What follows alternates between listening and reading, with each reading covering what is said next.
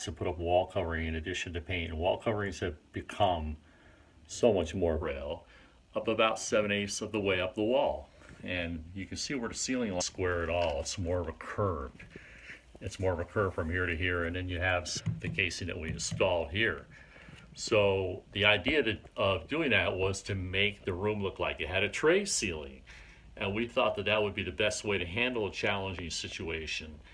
And so don't think that just because your walls aren't plumb level and square, or because you might have a lot of objects, that you can't cover it with wall coverings. Because as you can see, this particular pattern from Brewster wall coverings, a vinyl coated paper wall covering, by the way, turned out beautiful in this room, and the client is delighted with the way it turned out.